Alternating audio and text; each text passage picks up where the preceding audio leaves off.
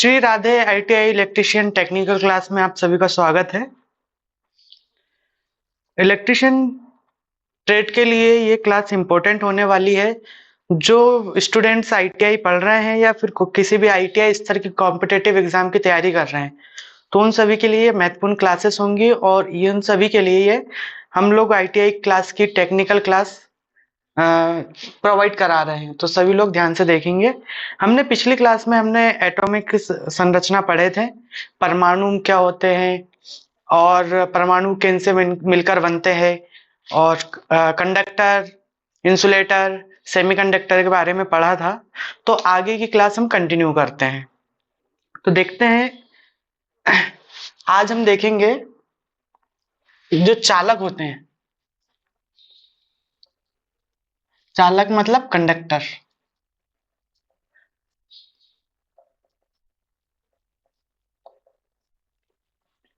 तो चालक मतलब कंडक्टर, तो कंडक्टर में चालक में हम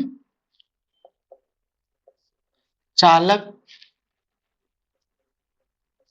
में संयोजी इलेक्ट्रॉन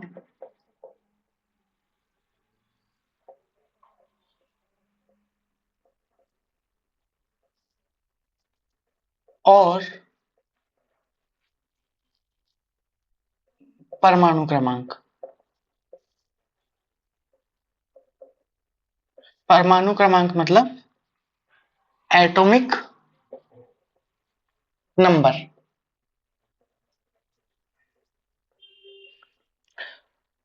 तो कुछ महत्वपूर्ण कंडक्टर जो होते हैं, जो हम अधिकतर यूज करते हैं इलेक्ट्रिशियन में, तो सबसे पहले आता है चांदी।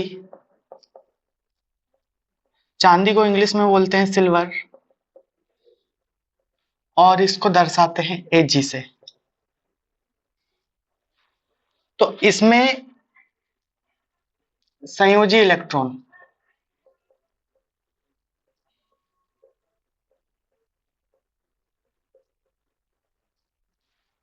और ये परमाणु क्रमांक देखेंगे।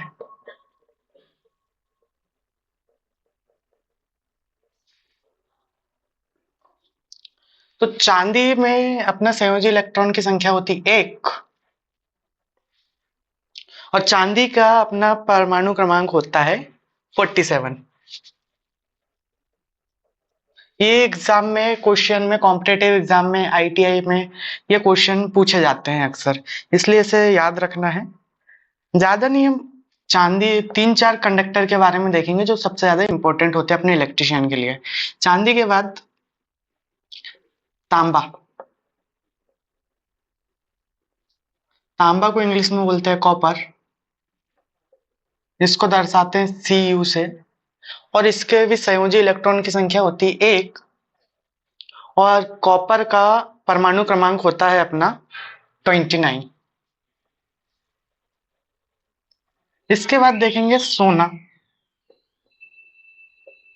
मतलब गोल्ड, इसे दर्शाते हैं Au से, और इसमें भी संयोजी इलेक्ट्रॉन की संख्या होती है 1, और परमाणु क्रमांक इसका कॉपर को सोना सोना का अपना परमाणु क्रमांक होता है 79। सोना मतलब गोल्ड, गोल्ड का एटॉमिक नंबर 79 होता है। एक होता है एल्यूमिनियम।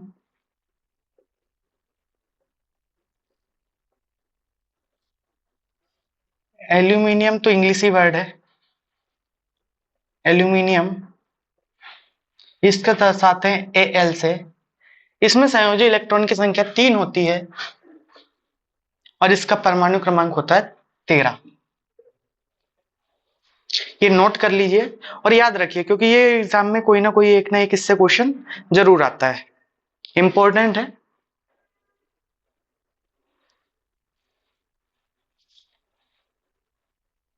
इसके बाद देखते हैं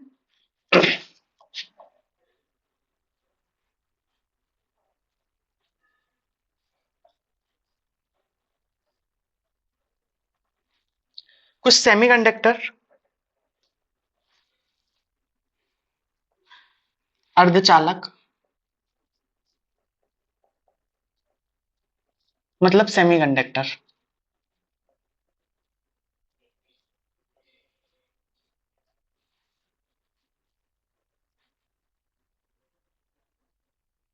के परमाणु क्रमांक।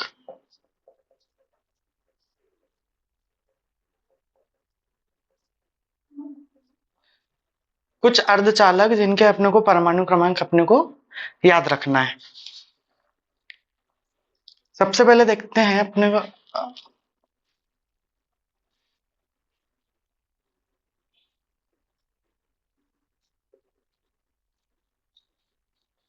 जर्मेनियम। जर्मेनियम का परमाणु क्रमांक होता है 32। जर्मेनियम का परमाणु क्रमांक होता है 32। इसके बाद देखेंगे हम सिलिकॉन।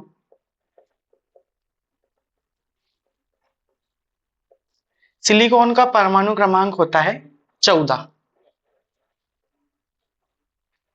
सिलिकॉन, उसके बाद हम गैलियम।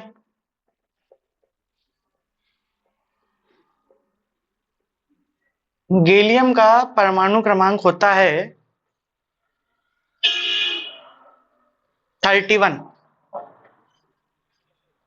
गैलियम का परमाणु क्रमांक होता है 31। तो हमें इतने कुछ जरूरी चीजें हमें इतने याद रखना है। इसके बाद हम अब आगे की चीजें देखते हैं।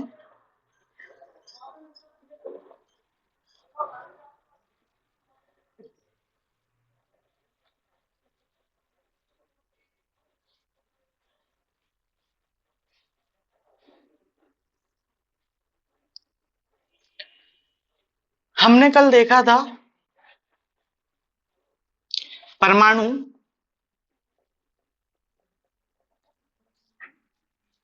परमाणु में होता है नाभिक। नाभिक में होते हैं प्रोटॉन और न्यूट्रॉन, और नाभिक के चारों ओर विभिन्न कक्षाएं में इलेक्ट्रॉन चक्कर लगाते हैं। तो ये होता है परमाणु। तो हम जानते हैं कि नाभिक में प्रोटॉन होते हैं और न्यूट्रॉन होते हैं। नाभिक में प्रोटॉन और न्यूट्रॉन होते हैं, और इसके चारों तरफ कक्षाओं में, विभिन्न कक्षाओं में इलेक्ट्रॉन चक्कर लगाते हैं। कक्षाओं को हम सेल भी बोलते हैं। सेल भी बोलते हैं। अब इलेक्ट्रॉन और प्रोटॉन, अब नाभिक के चारों ओर इलेक्ट्रॉन चक्कर लगाते हैं। तो हमने पिछली क्लास में देखा था कि प्रोटॉन पर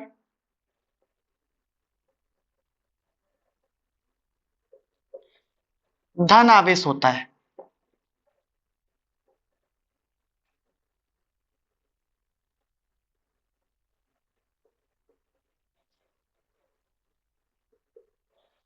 और इलेक्ट्रॉन पर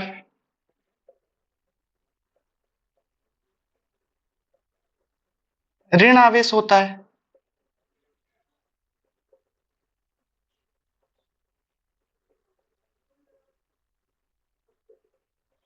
इलेक्ट्रॉन पर ऋण आवेश होता है और प्रोटॉन पर धन आवेश होता है।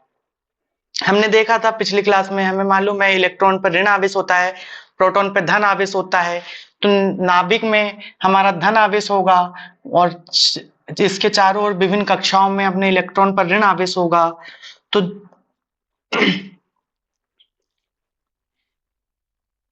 जितना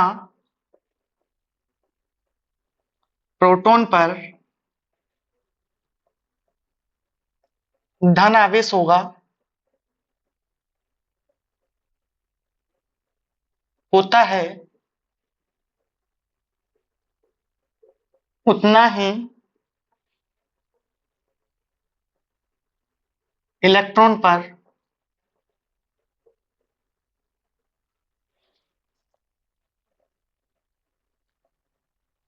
ऋण आवेश होता है।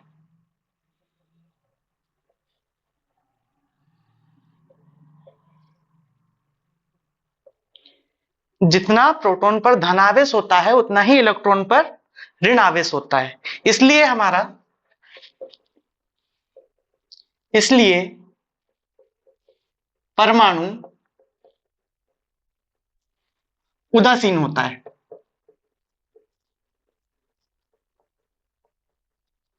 क्योंकि जितने यहाँ पे प्लस आवेश होंगे, प्लस चार्ज होंगे, उतने ही इलेक्ट्रॉन पर माइनस चार्ज होंगे। ये एक दूसरे को निरावेशित कर देते हैं, इसलिए ये उदासीन हो जाता है, एक दूसरे को समाप्त कर देते हैं, एक दूसरे के अस्तित्व को समाप्त कर देते हैं। तो इसलिए परमाणु हमेशा अपना उदासीन होता है। तो ये नोट कर लो, फिर इसके आगे देखते हैं।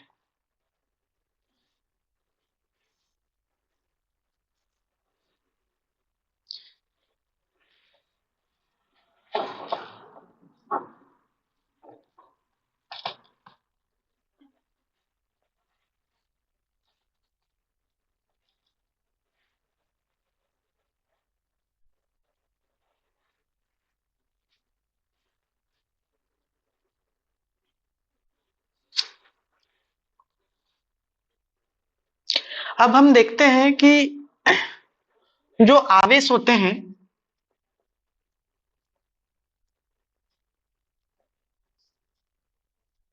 आवेश जो कि हमारे प्रोटॉन पर धन आवेश होते हैं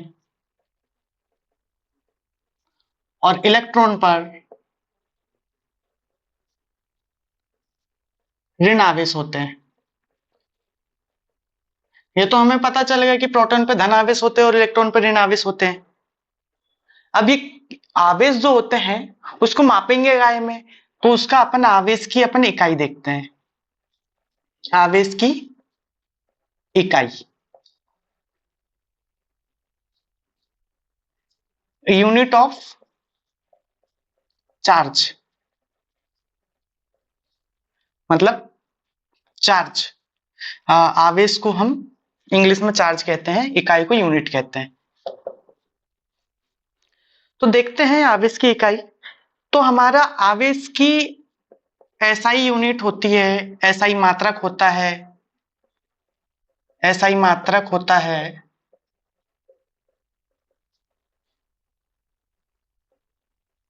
कूलाम। हम आवेश को कूलाम में मापते हैं, कूलाम में अपन मापते हैं। कई जगह इसे कूलाम लिखा जाता है, कूलाम। इसे इंग्लिश में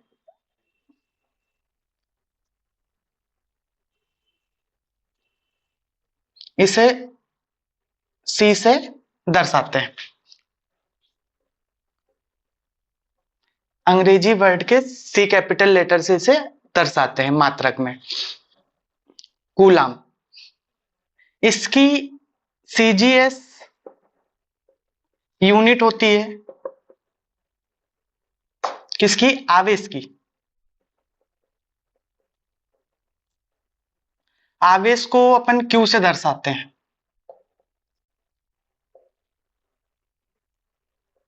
इसकी सीजीएस यूनिट होती है फ्रैंकलिन।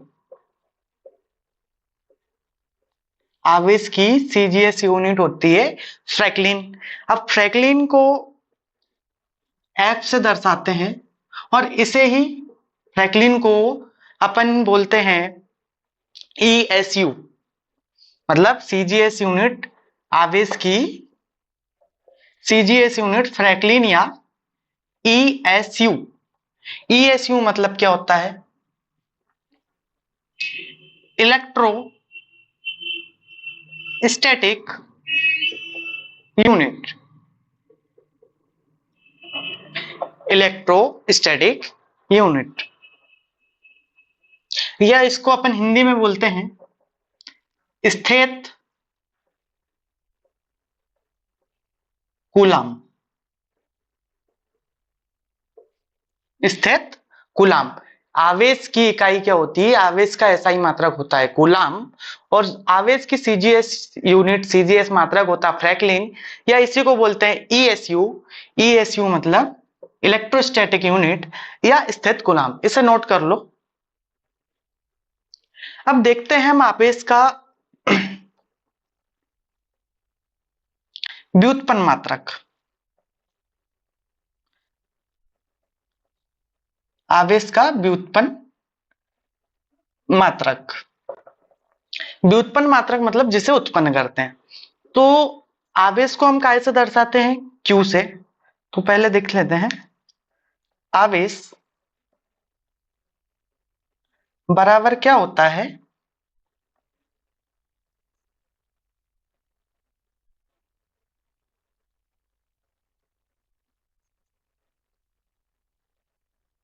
धारा इनटू समय। हमारा आवेश बराबर क्या होता है? धारा इंटू समय। तो आवेश को हम दर्शाते हैं Q से, और धारा को दर्शाते हैं I से, और समय को दर्शाते हैं T से। तो इसलिए हमारा अब क्या हो जाएगा? आवेश का मात्रक, आवेश का व्युत्पन्न मात्रक क्या हो जाएगा?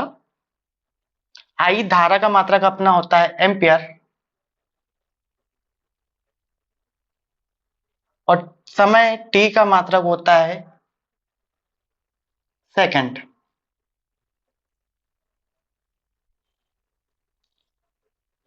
आवेश का व्युत्पन्न मात्रक अपना हो जाएगा एम्पियर सेकंड। ये याद रखना है, नोट कर लो, एम्पियर सेकंड। इसे अपन दर्शाते हैं, एम्पियर सेकंड को एम्पियर सेकंड से दर्शाते हैं। अब नेक्स्ट देखते हैं,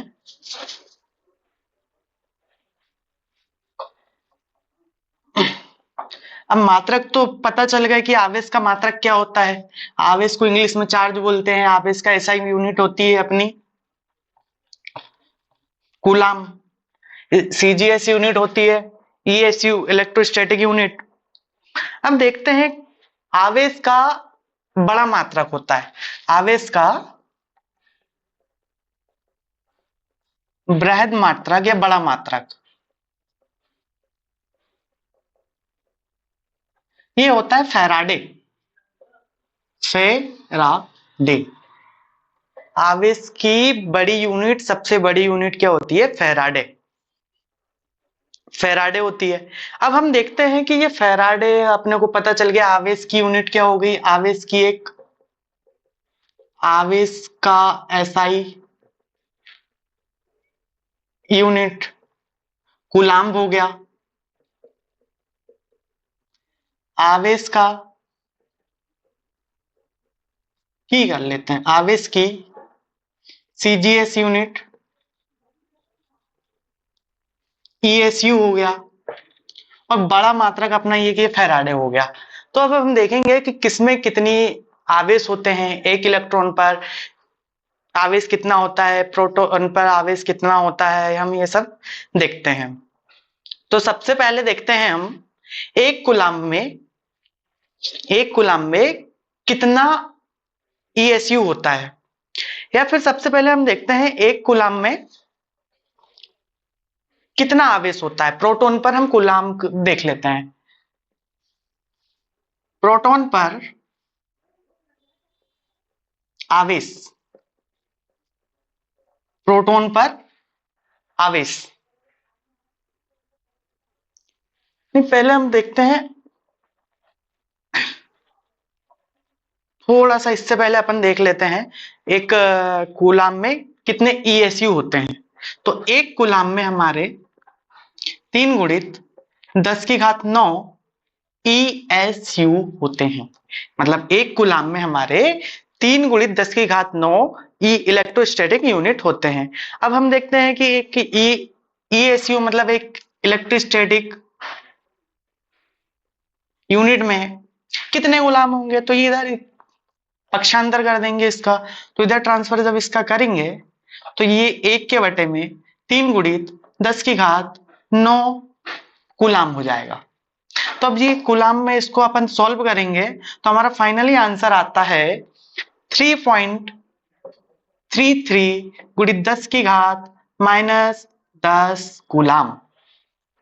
एक ईएसयू मतलब एक इलेक्ट्रोस्टैटिक यूनिट में अपना 3.33 गुणित 10⁻⁻ -10 कूलाम आवेश होता है। तो ये हमें याद रखना है, इसे नोट कर लो। इससे भी एग्जाम में कई बार क्वेश्चन पूछे जाते हैं और ये जरूरी है, अपने को याद होना चाहिए। ठीक है, और इसके बाद हम एक चीज और देखते हैं, ये जो फैराडे है, तो एक फैराडे में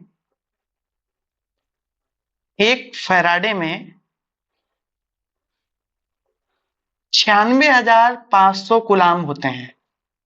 कितने? 96,500 गुलाम।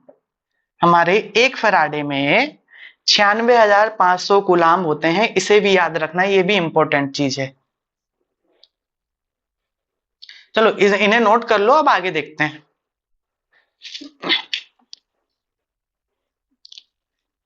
इलेक्ट्रिशियन की एक स्पेशल नोट्स बना लीजिए, जो भी स्टूडेंट ध्यान से मतलब रेगुलर क्लास अटेंड कर रहे हैं वो अपनी नोट्स बनाते हुए चले, फेयर नोट्स बनाए, अच्छे से नोट्स बनाए।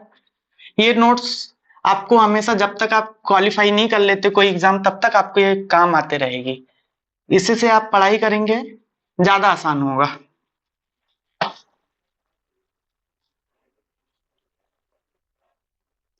अब हम देखते हैं कि प्रोटॉन पर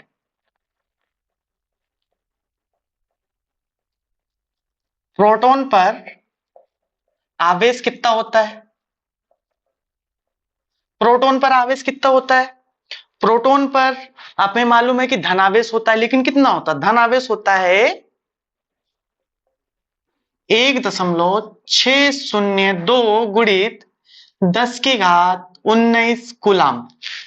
कितना? -19 कूलाम। प्रोटॉन पर धन चार्ज होता है, धन आवेश होता है, इसलिए हम धन का निशान यूज करेंगे, और होता है कितना? 1.602 गुणित 10⁻19 कूलाम। अब यहीं पे हम देखते हैं एक इलेक्ट्रॉन पर कितने आवेश होंगे। एक प्रोटॉन पे हो गया। अब हम देखेंगे एक इलेक्ट्रॉन पर आवेश। एक इलेक्ट्रॉन पर आवेश, तो ये हमें मालूम है कि एक इलेक्ट्रॉन पर कितने आवेश, कौन सा आवेश होता है? ऋण। तो हम ऋण का निशान आवेश वो करेंगे। ये जितने इलेक्ट्रॉन प्रोटॉन होते हैं नाभिक पे, उतने ही आवेश के इलेक्ट्रॉन नाभिक के चारों ओर चक्कर लगाते हैं। क्या अपन ने देखा था, नाभिक में होते हैं प्रोटॉन प्लस न्यूट्रॉन, और इसके चारों तरफ इलेक्ट्रॉन चक्कर लगाते हैं। तो जितना आवेश प्रोटॉन पर होगा, उतना ही माइनस आवेश, माइनस चार्ज इलेक्ट्रॉन पे होगा। इसलिए हमारा परमाणु क्या होता है? परमाणु क्या होता है अपना? परमाणु होता है उदासीन। क्यों होता है? क्योंकि हमारे प्लस चार्ज और माइनस चार्ज दोनों बराबर हो जाते हैं, इसलिए हमारे परमाणु हमेशा उदासीन होता है। तो हमारे जितना आवेश प्रोटॉन पे होगा, उतना ही ऋण आवेश इलेक्ट्रॉन पर होगा। तो इस पे भी कितना आवेश होगा? 1.602 गुणित 10⁻19 कूलाम। नोट कर लो, है ना। अब इसके बाद देखते हैं, अब ये इलेक्ट्रॉन और प्रोटॉन पे तो हमें आवेश पता चल गया है। अब हम देखते हैं कि एक इलेक्ट्रॉन पर, नहीं मतलब एक कूलाम में, ये जो कूलाम है, कूलाम में इलेक्ट्रॉन की संख्या कितनी होती है? हमें मालूम चल गया कि एक इलेक्ट्रॉन पर आवेश होता है -1.602 गुणित 10⁻19 कूलाम। तो अब हम देखते हैं कि एक कूलाम में कितने आवेश होंगे, कितने इलेक्ट्रॉन होंगे। तो ये एक इलेक्ट्रॉन पर था, तो हम ये कूलाम यहाँ पे रहने देंगे, और जो ये है -1.602 गुणित 10⁻19 कूलाम, इसको इधर पक्षांतर कर देंगे। तो ये एक के बटे में आ जाएगा -1.602 गुणित 10⁻19। ये इलेक्ट्रॉन हो जाएंगे। क्या? इलेक्ट्रॉन। अभी ये यहाँ पे ये इलेक्ट्रॉन हो गया, एक कूलाम में कितने, इतने इलेक्ट्रॉन होंगे। अब इसे अपन सरलीकरण कर लेंगे, इसको सरल बना लेंगे, तो अपन सरल बनाने पे अपने फाइनली आंसर हमारे पास ये आता है 6.25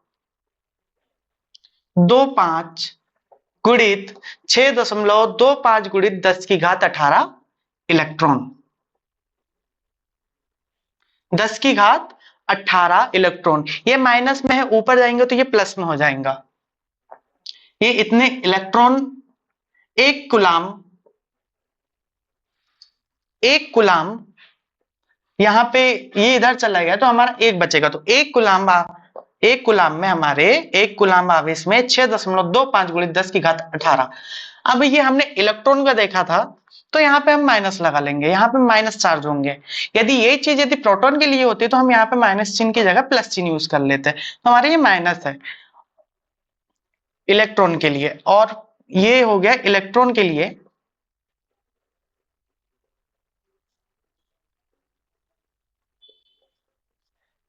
एक इलेक्ट्रॉन के लिए एक कूलाम आवेश में 6-6.25 गुणित 10 की घात 18 इलेक्ट्रॉन होते हैं। और यदि हम यही प्रोटॉन की बात करें, प्रोटॉन के लिए, तो प्रोटॉन के लिए क्या हो जाएगा, एक कूलाम आवेश में हमारे प्लस 6.25 गुणित 10 की घात 18 इलेक्ट्रॉन हो जाएंगे, तो इलेक्ट्रॉन के लिए एक कूलाम आवेश में -6.25 गुणित 10 की घात 18 इलेक्ट्रॉन होते हैं, और प्रोटॉन के लिए हो जाएगा एक कूलाम आवेश में प्लस 6.25 गुणित 10 की घात 18 इलेक्ट्रॉन हो जाएंगे। इसे नोट कर लो, फिर आगे देखते हैं।